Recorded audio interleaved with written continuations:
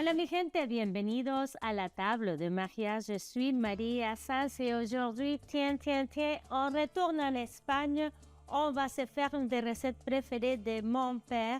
Et oui, mon père était très difficile pour manger, mais quand il mangeait bien. Donc, qui dit Espagne dit Jerez.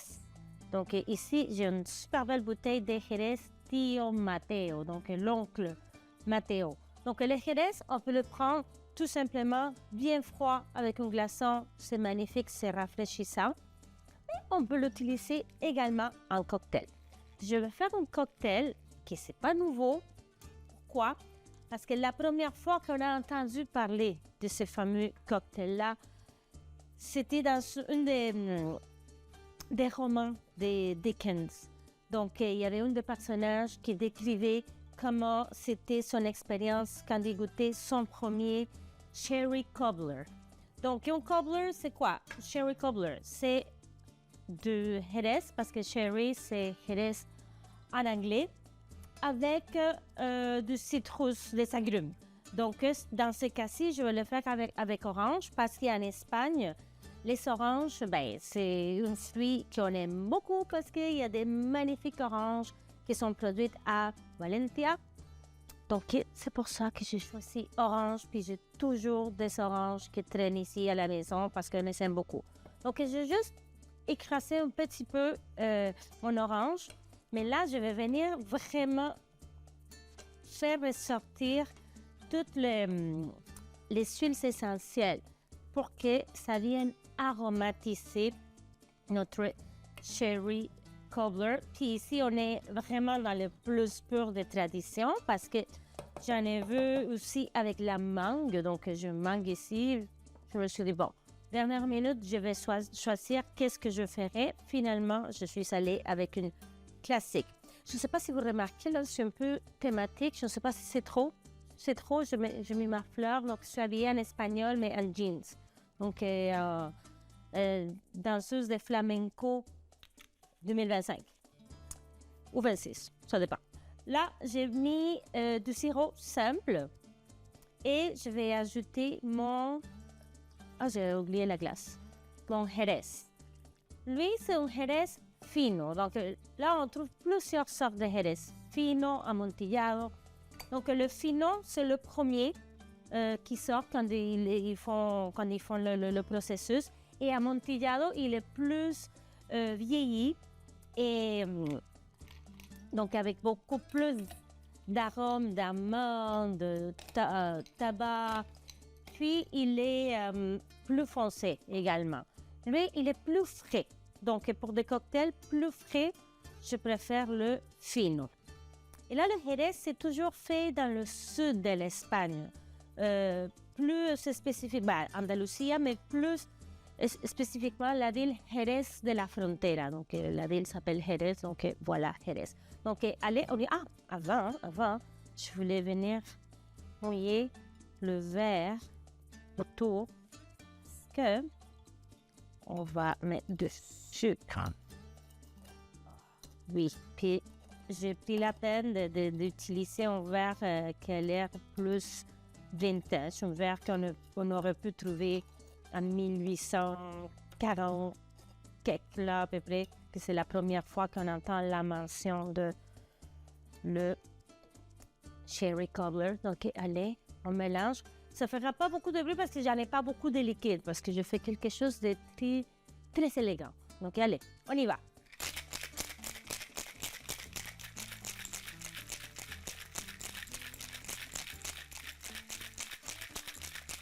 Voilà. Sherry Cobbler. Oui, presque parfait. J'en ai un petit peu trop, mais ça ne dérange pas. Puis juste avec mon orange. Et voilà. Sherry Cobbler de Jerez de la Frontera. Salud. Oh là là, j'en ai trop.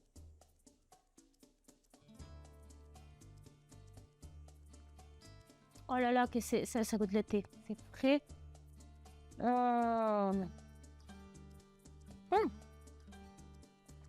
Donc, petite pause et je vais aller chercher mes oiseaux. Vous allez voir.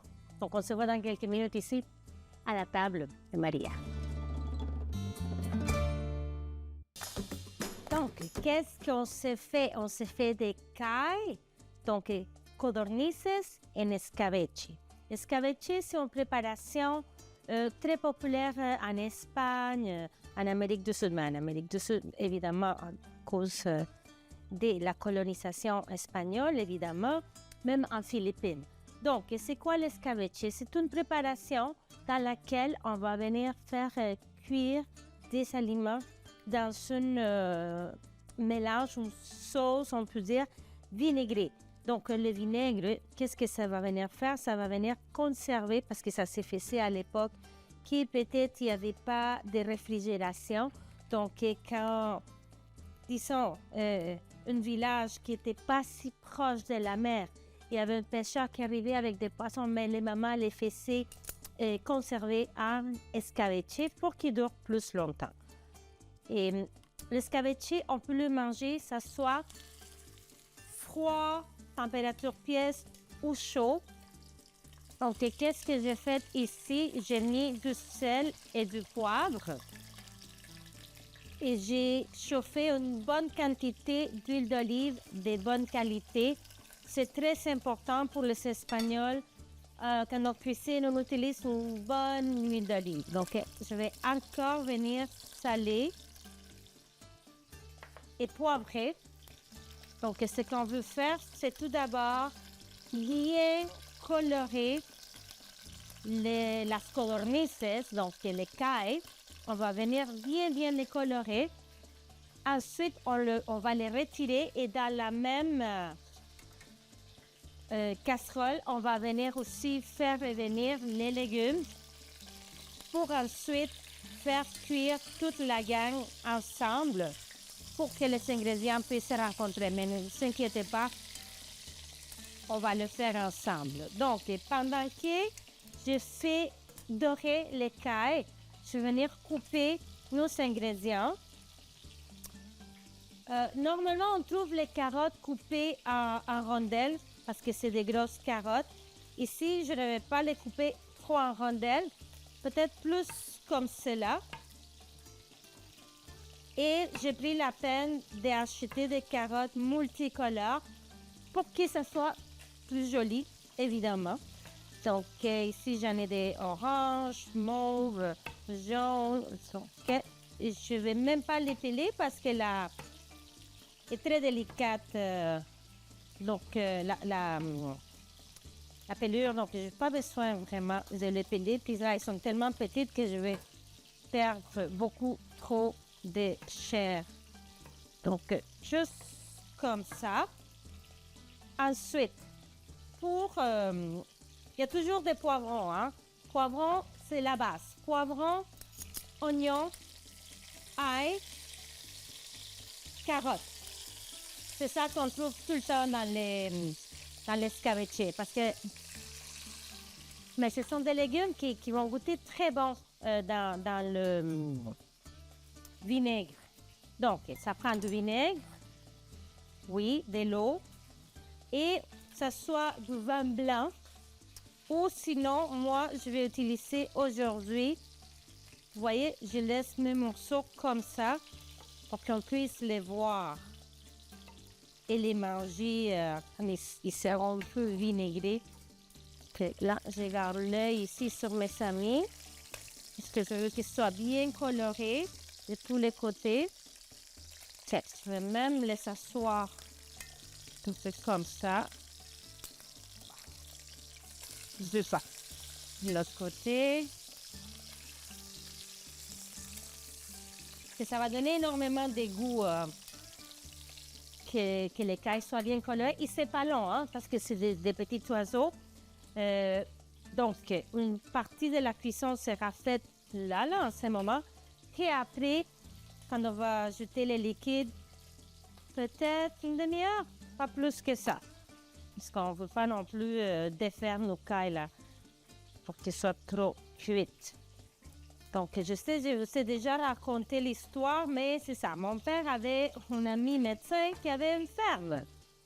Et lui avait un élevage d'écailles, mais un élevage pour l'utilisation personnelle. Il n'en vendait pas. Donc, on allait les dimanches Il y avait des lapins aussi. C'est des cailles de différentes façons ou le lapin. Donc, on le mangeait frais. C'était tout un événement. On passait le dimanche au complet là-bas. Il y avait beaucoup d'actions. Donc, la même chose pour l'oignon. Je vais le couper en quartiers comme ça. Et l'ail, je vais mettre à peu près, il y en a 2 grosses gousses d'ail. Je vais tout simplement les peler et les écraser. Donc là, on va prendre une petite pause, le temps de dorer un petit peu plus mes cailles. Puis on revient avec la suite de nos codornices en escabeche à la table de Maria. On dirait que les cailles chantent. Vous entendez? Donc, ils sont super bien dorés, très jolis. Maman caille est contente, très contente. Je les mets de côté. Je vais venir ajouter mes légumes. Je commence par l'oignon. Oups, là. Mais les légumes, je ne veux pas les colorer. Je veux juste les faire revenir un peu pour les réveiller. Parce qu'on va finir la cuisson avec notre mélange de Jerez et... Il y a quelque chose d'autre? Non, voilà. Il n'y en a pas. Non, c'est bon. Notre mélange de vinaigre et ça soit du vin blanc ou du Jerez. Donc, je les fais revenir un peu dans la même poêle. Donc, ils vont s'imprégner de tout le saveur que les cailles ont laissé derrière. Et regardez déjà comme c'est beau. Non? Vous ne trouvez pas? Moi, je trouve ça très joli. Orange, vert, jaune, mauve des carottes. Et après, on va pouvoir manger les légumes qui ils vont rester entiers. Oh, ça sent bon! Et j'ai laissé les gousses d'ail entières aussi parce que je ne veux pas qu'ils brûlent. Donc, c'est bon. Ça revient un peu. Je mélange. Je vais ajouter encore du poivre. Et du sel.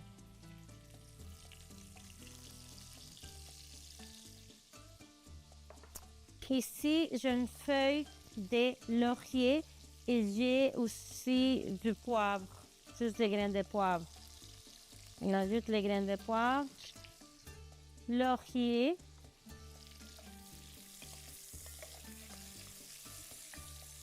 parfait. Donc, les légumes ont pris du goût, mais sont entières encore qui ne sont pas dorés. Juste un petit peu réveillé. Donc, je vais venir déglacer avec le Jerez. C'est un autre. Lui, c'est Tio Pepe, donc mon oncle Pepe. Donc là, ici, c'est comme une réunion là, des oncles. Donc, ça, c'est à peu près presque une tasse. Ça sent parfait. Tio Pepe. Je remets les cailles qui puissent se rencontrer avec ce beau monde-là. Évidemment, on rajoute tous les jeux là qui ont jeté parce que ça là, c'est la saveur. Après, je ne vais plus l'ouvrir à l'avance. On va ajouter du vinaigre de vin blanc. Ah, j'en ai de Jerez aussi. Parce qu'on peut ajouter aussi une touche de vinaigre de Jerez. Mais sinon, tout simplement, du vinaigre de vin blanc. Ok, je vais aller avec la même quantité que j'ai mis de Jerez. C'est la même couleur, hein? Il ne faut pas se tromper, prendre une gorgée. Puis on va finir avec de l'eau, tout simplement.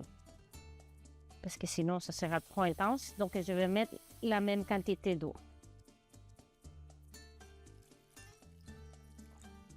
Parfait. Et je vais le faire cuire doucement. Je vais goûter aussi pour le sel. Vous voyez comme c'est simple. Pas beaucoup d'ingrédients. C'est les choses que les grands-mamans avaient de disponibles. Laurier, poivre, d'acide, on avait du vinaigre, on avait du vin. Voilà. Petit ménage, puis on va se faire un petit à côté pour accompagner les cailles en escabeche à la table de Maria.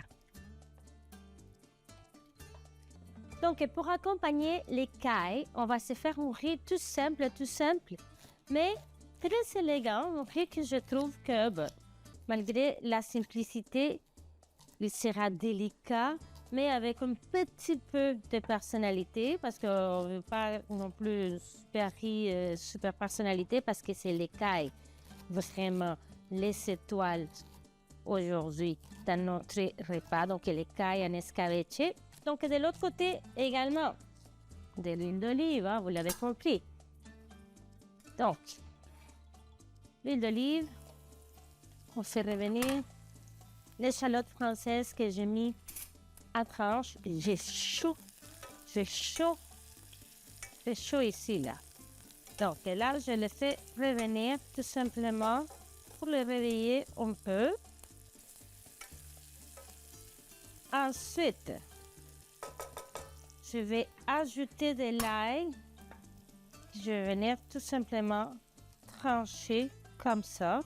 Donc, si quelqu'un ne veut pas d'ail, ça va venir parfumer partout, mais tu peux le mettre de côté si tu ne veux pas. Hein? Pas de souci. Donc, je mets l'ail quelques secondes. L'ail, là, si quand ça sent l'ail cuit, il est déjà, c'est le moment d'ajouter le prochain ingrédient. On peut passer à autre chose. Donc là, et ça. Donc,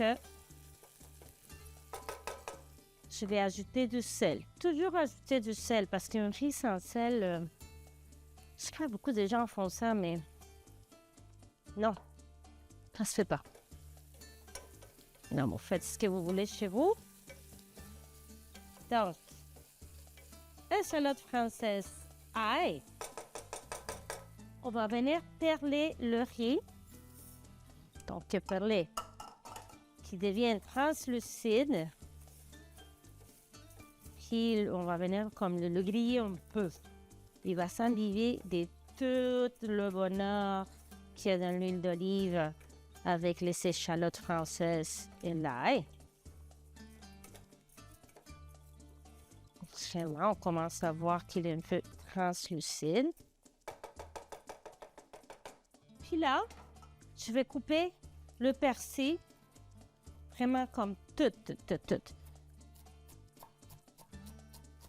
Les taches, ça va donner beaucoup de goût.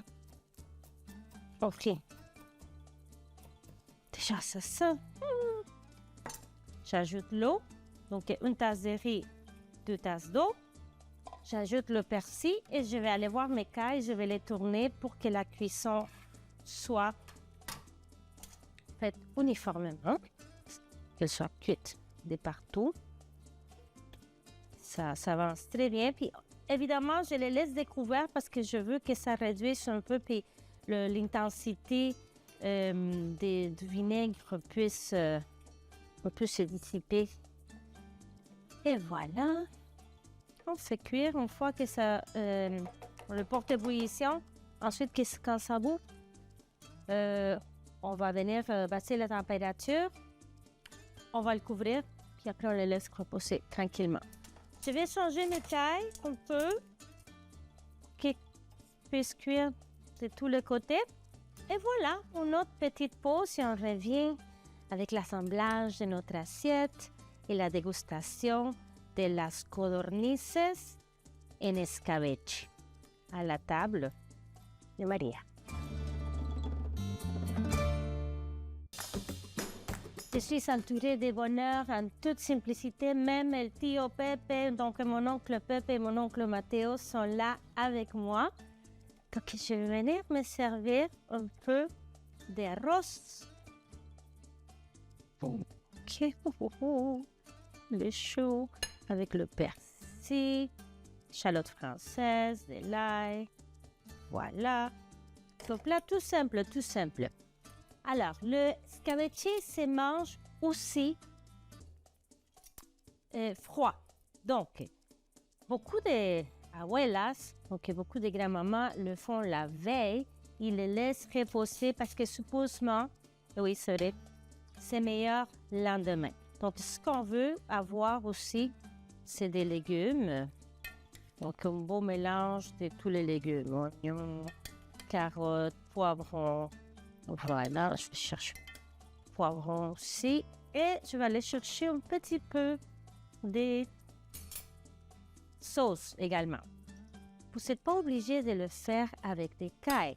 Vous pouvez le faire avec du poulet aussi, un poulet entier, des cuisses de poulet. Quoi d'autre? Avec du poisson. En Espagne, ils font souvent avec la caballa. C'est quoi la caballa? C'est du maquereau. Ou avec la lotte aussi fonctionne très bien parce que la lotte, elle va se tenir. Donc, les poissons aussi en escabeche, on le retrouve très souvent. On va venir donner un petit peu de couleur à notre caille. Donc, recette en honneur de mon papa, Juan Antonio. Donc, j'appréhende le fait que c'est un petit peu chaud. Je vais aller ici, la poitrine, parce qu'il y a plus de viande. Et j'ai pris la peine de les tourner de temps en temps pour que la cuisson soit uniforme. Ok. Je vais prendre aussi un morceau de carottes. Ici. Ils sont encore al dente, c'est magnifique, ils ne sont pas toutes défaites. Vous voyez, ça n'a pas pris longtemps. Hein? C'est parce que c'est des petits oiseaux qui ne prennent pas trop de temps. Je vais aller chercher mon riz également. OK? Avant de m'attaquer, je vous invite à nous suivre sur les médias sociaux, ici télévision sur Facebook et Instagram. Moi-même, María Sanz, Facebook, TikTok, Instagram, YouTube. Buen provecho y hasta la próxima. Je vous aime. Besitos.